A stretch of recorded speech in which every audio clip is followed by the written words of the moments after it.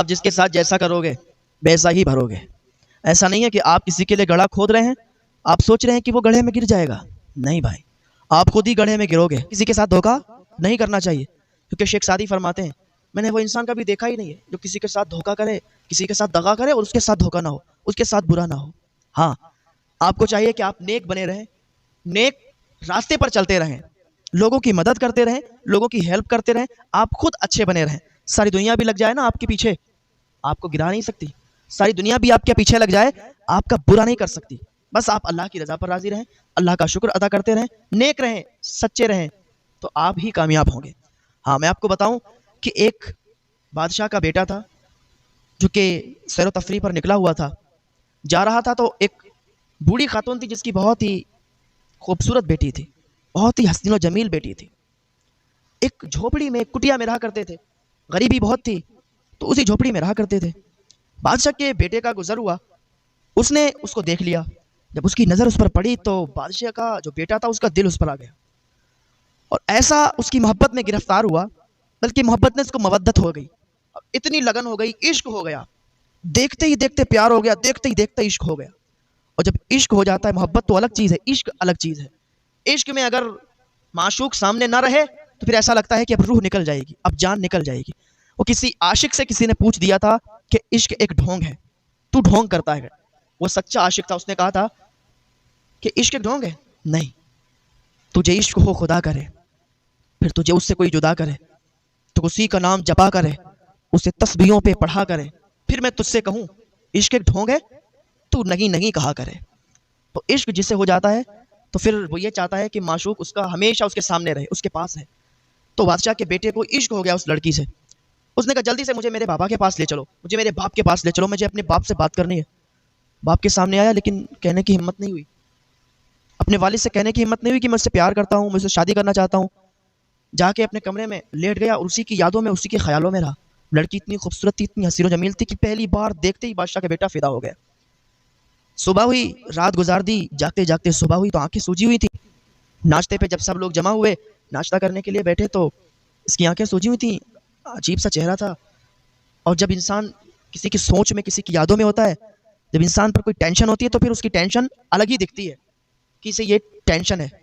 اس کے باپ نے جب اس کا چہرہ دیکھا تو کہا اے میرے بیٹے، تجھے کس چیز نے ٹینشن میں ڈال دیا ہے؟ تو میرا ایک ہی بیٹا ہے، وہ بھی منتوں سے پیدا ہوا ہے، اور تو اگر ٹینشن میں رہے گا تو تیرا باپ سکھ نہیں رہ سکتا ہے. تو مجھے بتا دے کس چیز کی ٹینشن ہے تاکہ اس کا حل ڈھونڈا جائے. اس نے ڈرتے ڈرتے کہا بابا مجھے ایک ٹینشن ہے. کہا بتانا تو صحیح کہ ٹینشن کیا ہے. کہا بابا مجھے ایک لڑکی سے پیار ہو گیا ہے، مجھے ایک لڑکی سے عشق ہو گیا ہے، اور میں نے اس لڑکی کو دیکھا جب سے میرے دل میں عجیب عجیب خیالات آ رہے ہیں. میں چاہتا ہوں کہ میں اسی سے شادی کروں، اگر میری اس سے شادی نہیں ہوئی نا تو میں مر جاؤں گا بابا، میری جان ہی نکل جائے گی، میری روح نکل جائے گی. بابا مجھے محبت نہیں، مجھے عشق ہوا ہے. اس نے کہا میرے بیٹے تو پھر تو ٹینشن میں کیوں ہے؟ تو نے مجھے پہلے کیوں نہیں بتایا؟ اب ٹینشن ہٹا دے، ٹینشن دور رکھ، کہیں بھی کوئی بھی ہو میں تیری شادی اس سے کراؤں گا. اس نے سنا، خوش ہو گیا کہ میرا باپ راضی ہو گیا تو پھر کوئی ٹینشن کی بات ہی نہیں ہے، وہ ٹھیک ہو گیا. اس کے باپ نے جلدی جلدی لوگوں کو جمع کیا، وزیروں کو جمع کیا، اور کہا سنو اس لڑکی کا ایڈریس پتہ لگاؤ کہاں پر ہے وہ، ہم خود جائیں گے رشتہ لے کر اور اپنے بیٹے کی شادی اس لڑکی سے کرائیں گے. بیٹا بہت خوش تھا. بادشاہ اپنے کچھ لوگوں کے ساتھ، اپنے وزیروں کے ساتھ، اپنے لوگوں کے ساتھ اس کے دروازے پر پہنچ گیا. جیسے اس کے دروازے پر پہنچا تو عورت نے دور سے دیکھ لیا کہ بادشاہ آ رہا ہے. عورت من ہی من میں سوچنے لگی کہ اب اس کی تباہی کا وقت آ گیا ہے، اب اس کی تباہی کا وقت شروع ہو گیا ہے، اب یہ تباہ و برباد ہو جائے گا. کیا معاملہ ہے؟ عورت ایسا کیوں کہہ رہی ہے؟ معاملہ بڑا عجیب ہے، معاملہ بڑا گمبھیر ہے، کیونکہ اللہ کا ترازو صرف انصاف کرتا ہے، اللہ کا ترازو صرف انصاف تولتا ہے. میں نے کیا بتایا تھا؟ اگر آپ کسی کے ساتھ برا کریں گے آپ کے ساتھ بھی برا ہوگا. لڑکی کی جو ماں تھی وہ اندر نقاب اوڑھ کر بیٹھ گئی. بادشاہ دروازے پر آیا، دروازہ کھٹکھٹایا. اس نے لڑکی سے کہا جاؤ دیکھو کون آیا ہے. جیسے ہی دروازہ کھٹکھٹایا لڑکی نے دروازہ کھولا. کہا کون ہو آپ؟ کہا میں بادشاہ ہوں اور اپنے بیٹے کا رشتہ تیرے ساتھ جوڑنے کے لیے آیا ہوں، تیرا ہاتھ مانگنے کے لیے آیا ہوں. تیری ماں کہاں ہے؟ تو اپنی ماں سے پوچھ لے، تیری ماں جیسا کہے گی ویسا ہی رسم و رواج سے ہم شادی کریں گے. تو اپنی ماں سے پوچھ لے تیری ماں کہاں ہے، سامنے بلا. تو بادشاہ نے جب اتنا کہا لڑکی نے کہا میری ماں نقاب میں رہتی ہے، میری ماں سامنے نہیں آتی. کہا آپ ایک منٹ رکو میں ماں سے پوچھ کے آتی ہوں. لڑکی ماں کے پاس گئی. کہا ماں بادشاہ آیا ہے. عورت تو سوچ رہی تھی کہ مجھے معلوم ہے بادشاہ کس نیت سے آیا ہے. کہا ماں وہ رشتہ لے کے آیا ہے وہ کہتا اپنے بیٹے کی شادی تجھ سے کرائیں گے، تیرا ہاتھ مانگنے کے لیے آئے ہیں۔ اس نے کہا ٹھیک ہے، مجھے منظور ہے، میں راضی ہوں۔ لڑکی نے کہا جب میری ماں کو منظور ہے، میری ماں کو کوئی اعتراض نہیں ہے، تو پھر مجھے بھی کوئی اعتراض نہیں ہے، میں شادی کے لیے تیار ہوں، میں راضی ہوں۔ بادشاہ بہت خوش ہو گیا اور لوٹ گیا، کہا فلاں فلاں دن شادی ہوگی اور ایسے ایسے انتظامات ہوں گے، ٹھیک ہے۔ وہی جب دن ہوا، وہی جب دن آیا تو بادشاہ شادی لے کر کے آیا، شادی کی اور شادی کرنے کے بعد واپس چلا گیا۔ عورت کا چہرہ نہیں دیکھا ابھی۔ محل میں سارے لوگ جمع تھے، فنکشن کا ماحول تھا، شادی کا ماحول تھا، سارے لوگ جمع تھے۔ اسی دوران بادشاہ کا ایک دوست تھا جو کہ بہت عزیز اور بہت خاص دوست تھا۔ بادشاہ کے دوست نے کہا کہ اتنی حسین و جمیل لڑکی تو میں نے آج تک کہیں نہیں دیکھی، جتنی حسین و جمیل تیری بہو ہے، تیری بیٹے کی بیوی ہے، اتنی حسین و جمیل۔ ارے اس کے ماں باپ پھر کتنے حسین و جمیل ہوں گے، کہ جس کا بچہ ایسا ہے اس کے ماں باپ کتنے حسین و جمیل ہوں گے، کتنے خوبصورت ہوں گے۔ بلانا ان کے ماں باپ کو، ذرا ان کا بھی چہرہ دیکھیں، وہ کتنے حسین و جمیل ہیں، وہ کتنے خوبصورت ہیں۔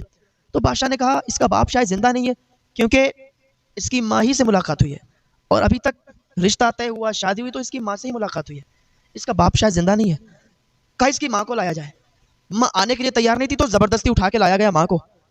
اس کی ماں، اس لڑکی کی ماں بیچ دربار میں آ کے کھڑی ہو گئی۔ بادشاہ نے کہا کہ آپ اپنے نقاب کو ہٹا لیں، لوگ آپ کا چہرہ دیکھنا چاہتے ہیں اور آپ کی تعریف کرنا چاہتے ہیں کہ جس کی بیٹی اتنی خوبصورت ہے، اس کی ماں کتنی خوبصورت ہوگی، کتنی اچھی اس کی ماں ہوگی کہ جس نے ایسی بچی کو جنم دیا گیا، ایسی خوبصورت لڑکی کو پیدا کیا گیا۔ آپ اپنا نقاب ہٹائیں۔ اس نے کہا بادشاہ میں نقاب نہیں ہٹا سکتی۔ کہا ہٹا لیجئے ورنہ زبردستی کی جائے گی۔ اس نے کہا اچھا ایسی بات ہے تو سنو، ٹھیک ہے میں اپنے نقاب کو ہٹاتی ہوں۔ جیسے اس خاتون نے نقاب کو اٹھایا، جیسے اس نے اپنے پردے کو اٹھایا تھا تو بادشاہ کے پیروں کے نیچے سے زمین کھسک گئی۔ بادشاہ کے پیروں کے نیچے سے زمین کھسک گئی۔ کہا او خاتون تو کہاں سے آ گئی؟ تو ابھی تک زندہ ہے؟ کہا ہاں میں ابھی تک زندہ ہوں۔ سارے لوگ دیکھ رہے تھے، لیکن اللہ کا ترازو صرف انصاف تولتا ہے۔ جو انسان کسی کے ساتھ برا کرے گا وہ ایک نہ ایک دن اس کے سامنے وہ دن ضرور آئے گا کہ وہ لوگوں کی نظروں میں ذلیل ہوگا۔ آج بادشاہ کا یہ انصاف کا دن تھا، آج بادشاہ کا یہ ذلت کا دن تھا۔ کہا تو ابھی تک زندہ ہے؟ کہا ہاں میں ابھی تک زندہ ہوں۔ اس کے دوست نے کہا کیا معاملہ ہے، تو اتنا پریشان کیوں ہے؟ بادشاہ سے کہا۔ بادشاہ خاموش۔ عورت نے کہا یہ کیسے بتا سکتا ہے؟ میں بتاتی ہوں واقعہ کیا ہے، میں بتاتی ہوں سارا منظر، اس کی زبان نہیں پھوٹے گی، یہ نہیں بتا سکتا، میں بتاتی ہوں۔ کہ ایک دن میرے 2 بچے میرے ساتھ تھے، میں بہت غریب تھی، میرے شوہر کا انتقال بہت پہلے ہو گیا، میں بہت غریب تھی، میرے بچے 3 دن سے بھوکے تھے، ان کو میں نے گھر پہ رکھا، ان کو میں نے گھر پہ چھوڑا۔